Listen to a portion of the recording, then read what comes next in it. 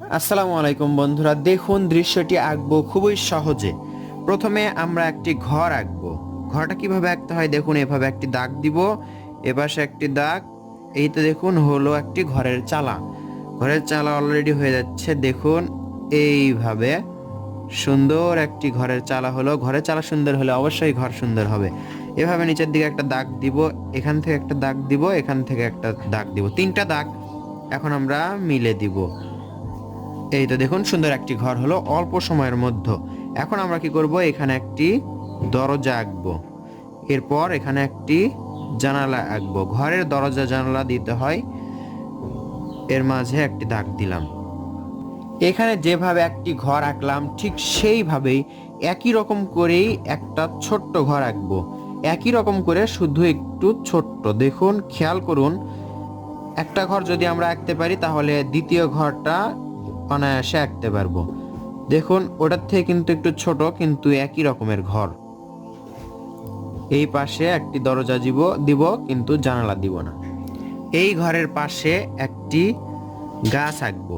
দেখুন এইভাবে দুইটা দুই দিকে দিব, এখান থেকে এইভাবে টেনে দিব, তাহলে একটি গাছ হচ্ছে এবং গাছের ডাল হচ্ছে। দেখুন এখন গাছের পাতা দিলেই কিন্তু সুন্দর লাগবে।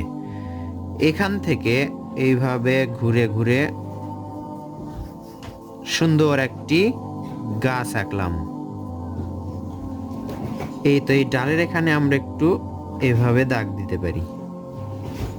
বন্ধুরা দৃশ্যটি আপনারা উপভোগ করুন এবং শিখে ফেলুন। এভাবে এখান থেকে দেখুন সোজা একটা দাগ আঁকবো, এদিকে সোজা, এবং এখান থেকে দেখুন এদিকে আবার সোজা যাবে, আবার এখান থেকে সোজা, অর্থাৎ এটা একটা সোজা দাগ।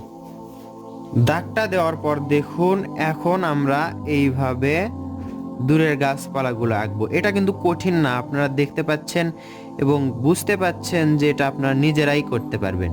এমনকি ছোট্ট বাচ্চারা অনায়াসে এভাবে আঁকতে পারবে। এভাবে দূরের গাছপালাগুলো দিলাম, ঠিক এখানে ধরলাম, দেখুন এখান থেকে এভাবে ধরলাম, এখানে বাদ গেল, এখান থেকে আবার এই সোজা, দেখুন এখান থেকে উঠে এইভাবে এত দূর পর্যন্ত আসলাম।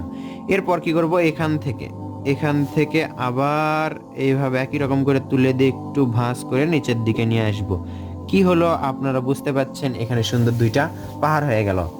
বন্ধুরা আগে দৃশ্য আঁকতে হবে, তারপর আমাদের রং করতে হবে। দৃশ্য আঁকা আগে শিখতে হবে, তারপর রং। এখন আমরা কি করব, এই দুই পাহাড়ের মাঝে সুন্দর করে একটি অর্ধগোল করব। এই অর্ধগোল দ্বারা আমরা কি বোঝাচ্ছি, এটা একটা সূর্য। সূর্যর রশ্মিগুলো একটা ছোট একটা বড়, একটা ছোট একটা বড়, এভাবে দিলে কিন্তু অনেক সুন্দর দেখায়। একটা ছোট একটা বড়, দেখুন কত সুন্দর হচ্ছে এই সূর্যটি। আকাশে আমরা এইভাবে একটি পাখি আঁকলাম, উড়ন্ত পাখি, দূরের পাখি অস্পষ্ট। দেখুন এভাবে আঁকলেই কিন্তু হয়। এই তো এইভাবে আর এইভাবে দুইটা দাগের মাধ্যমে পাখি বোঝানো যায়। এখন আমরা এই ঘরের দরজা থেকে সুন্দর একটি রাস্তা আঁকবো। রাস্তা আঁকতে দেখুন এইভাবে একটি দাগ দিব এবং এখান থেকে একটি দাগ এভাবে দিব। এখন এখান থেকে এইভাবে এতদূর পর্যন্ত নিয়ে আসবো, আবার এটার থেকে এইভাবে নিয়ে আসবো, তাহলে দেখুন সুন্দর একটি রাস্তা হয়ে গেল। এই রাস্তার পাশে আমরা এইভাবে ঘাস আঁকবো। এইরকম করে ঘাস কিন্তু সহজে আঁকা যায়। এখানে একটু বড় করে, আশা করছি এই দৃশ্য আঁকতে আপনাদের কঠিন হবে না।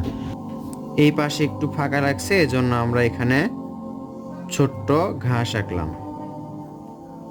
বন্ধুরা দেখলেন এবং বুঝলেন, অল্প সময়ের মধ্যে সুন্দর একটি দৃশ্য আঁকা হলো। দৃশ্যটি আঁকা কেমন লাগলো তা অবশ্যই কমেন্ট করে জানাবেন। এ থেকে আপনারা বুঝতে পারলেন কিনা বা নিজে নিজে শিখতে পারলেন কিনা সেটাও জানাবেন। ধন্যবাদ সবাইকে, আসসালামু আলাইকুম।